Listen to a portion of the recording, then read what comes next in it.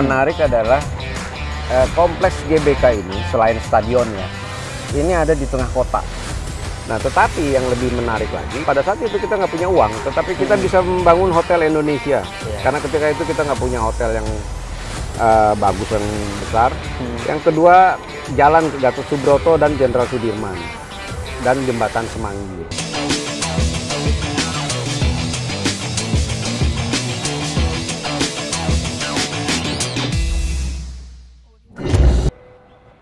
Waduh, gile. Di tengah cuaca yang agak sedikit mendung tapi nggak menyurutkan semangat untuk terus berolahraga nih Kang. Oh iya Kita dong. banyak melihat orang-orang dari berbagai daerah, nggak hanya orang Indonesia tapi juga banyak dari mancanegara. Ini semua tumpah ruah berolahraga di kompleks gelanggang olahraga Senayan Jakarta. Nah, tapi ini kita bisa lihat orang-orang walaupun nggak saling mengenal tapi ada satu semangat yang sama, semangat pengen sehat kelihatannya, menjaga kondisi tubuh di tengah pancaroba yang seperti ini di GBK ini. Jadi wah, luar biasa banget. Tapi saya sendiri sebagai generasi milenial pengen tahu banyak nih Kang sebenarnya terkait kehebatan, kemegahan dan juga cerita-cerita yang luar biasa dari sejarah awal pendirian GBK ini. Mungkin nggak ada salahnya kalau saya nanya sama yang lebih senior nih Kang. Siapa yang tuh? lebih dulu lahir di muka bumi ini gitu kan ya. Siapa lagi kalau bukan Kang Dhani nih. Boomers gitu, ya? boomers gitu. Tapi apa kita mau kasih salam dulu nih Kang? Boomers gimana? Coba salam. Masih ingat Salamnya gimana ya? Bule. Jadi salam bule gitu. Boomers versus milenial gitu. Jadi ya gimana tuh Kang? Bisa gambarin nggak nih Kang? Kita mau mendalami kehebatan-kehebatan yang terkandung sebetulnya mungkin bisa dibilang belum banyak yang tahu juga sih kayaknya terkait kehebatan dan kemegahan yang ada di GBK ini. Satu, sebelum masuk ke situ, yang menarik adalah kompleks GBK ini selain stadionnya, ini ada di tengah kota. Nah, sehingga dia memang menjadi sentral untuk orang berolahraga. Jadi mereka ini pasti ini tidak dari rumah umumnya, pasti dari tempat kerja. Setelah mereka penat bekerja, mereka datang ke sini untuk berolahraga. Emang cuacanya walaupun adem banget. Ya, dan suasananya enak kan. Nah, tetapi yang menarik, gua nggak yakin juga mereka yang berolahraga di sini mengerti sejarah dari GBK ini. Iya. Dari stadion utama. Stadion utama GBK ini. Jadi yang kedua, gue juga tidak pernah melihat, setidaknya gua ya, nggak pernah ngelihat mereka ini benar-benar duduk-duduk dan mengagumi. Nah, itu dia kayak tuh. apa ini dibangunnya kapan? Ini kok megah sekali. Kayak apa dulu dibangunnya? Perjuangannya kesulitannya seperti apa? Ada yang unik nggak secara arsitekturnya? Dan siapa yang ngebangun? Gagasan siapa? Tapi bangunnya kesiangan nggak Kang? Bangunnya kesiangan nggak? Kalau kita milenial bangunnya sering kesiangan soalnya gitu. Jadi intinya ini dibangun ini di tahun 61. Tetapi gagasannya sendiri dimulai oleh Bung Karno. Presiden pertama Indonesia, Soekarno. Ketika dia berkunjung ke Moskow. Ketika dia ketemu dengan Nikita Khrushchev. Nah, ketika datang ke sana, dia kagum dengan sebuah stadion Lenin di sana. Megah sekali. Dan dia berpikir bahwa Indonesia harus punya stadion yang sebesar ini. Walaupun dia sadar kita nggak punya duit, karena kita baru merdeka. Tetapi bagi Bung Karno itu penting. Kenapa? Supaya kita yang baru dijajah ini memiliki kebanggaan, jadi memiliki kepercayaan diri, memiliki harga diri. Gua kutip nih untuk Bung Karno, yuk pernyataannya. Ini semua bukanlah untuk kejayaanku. Semua ini dibangun untuk kejayaan bangsa, supaya bangsaku dihargai oleh seluruh dunia. Memberantas kelaparan memang penting, tetapi memberi makan jiwa yang telah diinjak-injak dengan sesuatu yang dapat membangkitkan kebanggaan mereka, itu juga penting. Karena kan kita baru dijajah, yuk. Jadi di GBK salah satu simbol harga diri bangsa Indonesia gitu ya. Iya, supaya mental bangsa ini nggak lagi mental bangsa inlander, tetapi dia bangga, kita bisa bangun gedung yang megah, yang bisa dikagumi oleh dunia. Nah, maka dia berpikir harus dia bangun ini. Bahkan ini kan sempat masuk dalam daftar stadion penonton atau kapasitas yang cukup banyak, bahkan sempat masuk 5 besar dunia dan 5 besar sekarang dunia. mungkin 10 besar dunia gitu. Ya. Nah, ada single seat itu kan Kang sekarang dari yang 1010.000 itu sekarang ya, jadi mungkin agak setengahnya 70-an ribu kapasitas. Tetapi yang nggak kalah menarik itu adalah soal ketika ini dibangun oleh arsitek dari Rusia, itu Bung Karno yang memiliki background insinyur, dia meminta dibangun atap oval. Atap oval yang saling mengikat supaya para penonton itu tidak terkena terik matahari ketika itu. Dan kedua juga supaya megah, lebih megah. Itu dengan teknik temu gelang. Oh, namanya temu gelang. Temu gitu gelang. Ya? Nah, wah, saya baru tahu tuh temu gelang tuh. Nah, si insinyur Rusia ini dia nggak pede. Dia bilang nggak ada referensi itu. Soekarno bilang nggak bisa, lu coba lakukan. Dan dilakukan dan itu bisa. Maka itulah salah satu nilai tambah dari stadion utama GBK itu adalah itu. Yang kedua, dia akan menjadi sebuah bangunan yang kokoh dan kuat dan sangat megah. Inilah yang akan menjadi kekaguman dunia terhadap stadion GBK ini. Ada nggak sih Kang, tapi satu atau beberapa, mungkin beberapa atau yang memang asli orang Indonesia yang turun langsung gitu terkait dengan arsitekturnya selain Bung Karno gitu? Apakah Bung Karno merekomendasikan seseorang gitu untuk kamu tanggung jawab tentang pembangunan ini? Gitu? Oh, ada arsitek Indonesianya.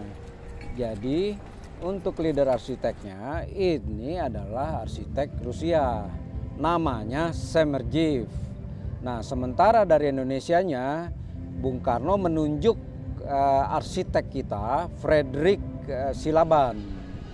Nah, begitu yuk. Jadi bukan hanya asing, tetapi juga ada arsitek Indonesianya, anak bangsa.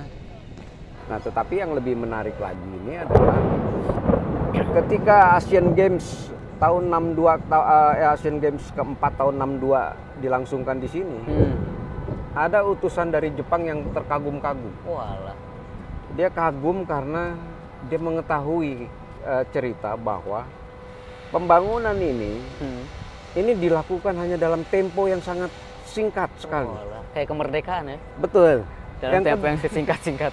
Yang kedua, dia juga dibangun dengan mengorbankan pengungsian ribuan orang. Berarti ini awalnya adalah pemukiman yang bisa dibilang mungkin padat penduduk juga. Padat penduduknya seketika itu ya di tahun 60-an. Itu harus mereka pindah ke daerah Tebet. Oke. Nah, jadi bagi mereka ini pemimpinnya gila pas ini. Bisa memindahkan ribuan penduduk tanpa terjadi huru-hara. Yang kedua bisa membangun hanya dalam tempo yang singkat. Ini dibangun tahun 61, selesai tahun 62. Berarti pendekatan secara psikologis dan sosialnya mungkin tidak bisa hanya itu, pasti dia punya karismatik. Ya. Dikagumi, dia disegani dikagumi oleh seluruh gitu rakyat. Ya. Sehingga mereka mau berkorban apapun. Karena ketika itu kita masih banyak jiwa-jiwa kepahlawanan, bersedia berkorban atau apapun. Kalau sekarang kan berkorban tapi ada duitnya dong. Kalau sekarang berkorbannya kalau saat lebaran misalnya Kang. Awalnya ketika wacana pembangunan GBK ini itu nggak mulus-mulus amat. Banyak perlawanan dan kritik terhadap Bung Karno. Karena mereka tidak setuju, karena kan lebih baik dananya itu dipakai untuk kesejahteraan rakyat. Tetapi Bung Karno bersikeras. Karena mereka percaya juga kepada Bung Karno dan Bung Karno meyakinkan kepada rakyat, sehingga akhirnya mereka sadar, yang oposisi sadar, dan mereka mengikuti apa yang diinginkan Bung Karno.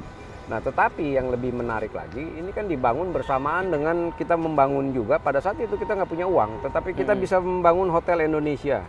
Karena ketika itu kita nggak punya hotel yang bagus, yang besar. Yang kedua, jalan ke Gatot Subroto dan Jenderal Sudirman dan jembatan Semanggi.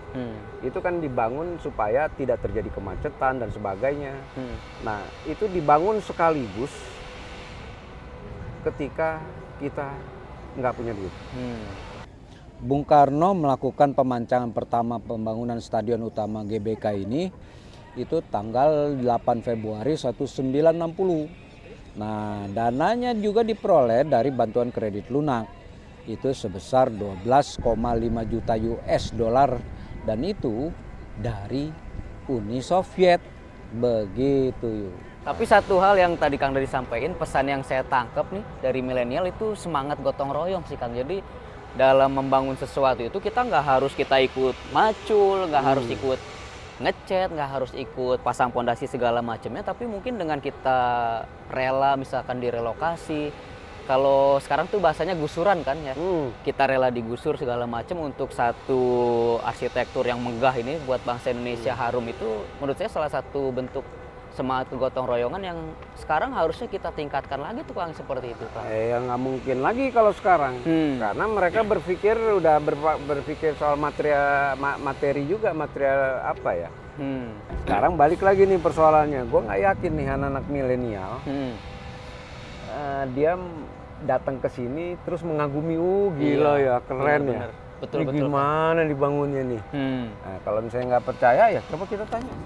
Halo kakak, mau tanya sebentar dong soal Gelora Bung Karno. Tahu nggak? Sebentar doang. Iya, sama kakaknya ditemenin. Sini bang, ya. Ayo, abangnya aja sini. Nih, namanya siapa bang? Sering kesini ya? Abi. Enggak sih. Abi. Oh jarang. Abi masih sekolah. Masih Kelas berapa Bi? 2 SMK 2 SMK. Iya. Di daerah mana Bi? di Tanah Abang Tanah Abang. Bis hari ini datang sama siapa? sama mama papa. Oh gitu. Itu sering atau gimana? Sebulan sekali sih. Sebulan sekali ya, bisa dibilang rutin berarti Bi ya. Bi, tahu nggak Stadion GBK ini didiriinnya tahun berapa? Bi?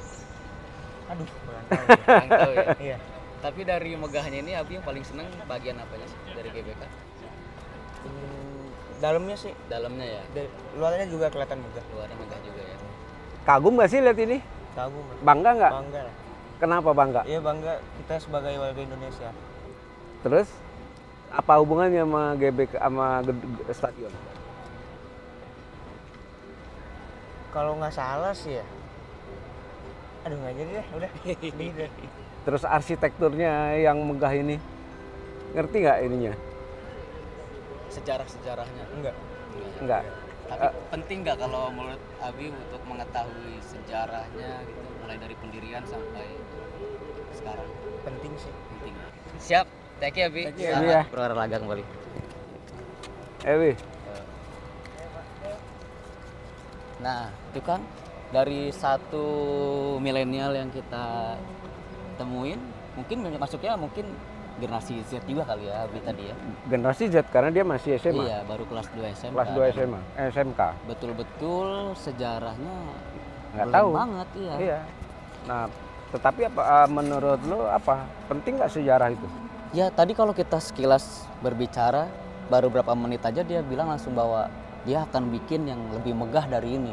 Artinya mungkin salah satu visi Presiden Soekarno waktu saat itu berencana mendirikan ini selain untuk salah satu marwah bangsa, ya dia mau menghadirkan inovasi untuk anak-anak muda di era sekarang gitu kan, supaya bisa menghadirkan gelanggang olahraga yang jauh lebih megah dan punya nilai sejarah yang luar biasa gitu kan.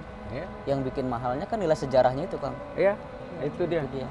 Apalagi mungkin secara finansial bangsa harusnya nggak ada masalah untuk yang kedepannya gitu kan. Ya, setuju. Apa kata kawan-kawan milenial kita itu ya? dia. Milenial dan boomer juga penting juga tuh Kang. Oh iya, penting. Jangan-jangan boomer juga nggak ngerti. Nah, jangan-jangan boomernya juga agak merem terkait sejarah-sejarah yang heritage ya. Iya, gitu kan. Oke, kalau gitu kita nanti ke episode kedua. Siap. Teman-teman, tadi mungkin yang punya celotehan unik dan menarik seputar GBK bisa komen-komen. Komen di bawah ini. Di bawah. Siap, kita tunggu. Langsung saja. Salam bule. Boomer versus milenial. Bye. Bye.